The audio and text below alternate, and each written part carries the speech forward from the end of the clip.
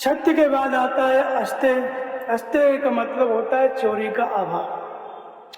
चोरी किसको कहते हैं? एक तो बाहर की चोरी होती है, लोग चोरी करते रहते हैं, ये वाली चोरी नहीं। दो प्रकार का चोरी है, बाहर का आप जानते ही हैं, और दूसरा चोरी क्या है? भगवान कृष्ण कहते हैं कि जो इस देवी संपत्ति को, इस सद्गुण को बिना बढ़ाए इस अवस्था का भोग करता है, वो चोर है।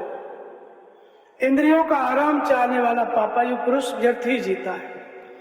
तो हमें इस यज्ञ के द्वारा, नाम जप और ध्यान यज्ञ कहा गया, नाम का जप यज्ञ है, इस यज्ञ के द्वारा सद्गुणों को अपने हृदय में बढ़ाना, देवी संपत्ति को बढ़ाना। देवी संपत्ति देवता कही गई, आसुरी संपत्ति असुर कही गई।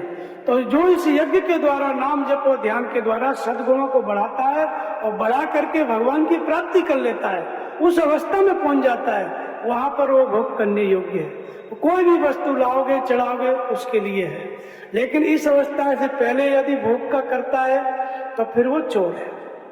यानी अपनी स्थिति को छुपाना, जो स्थिति है उस स्तर से आचरण करना, अगर नहीं करता है तो उसको चोर कहा गया।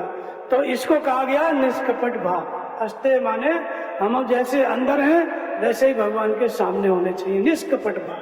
क्यों? क्योंकि निर्मल मन जन सो में पावा और मोह कपट छल छिद्रन भावा।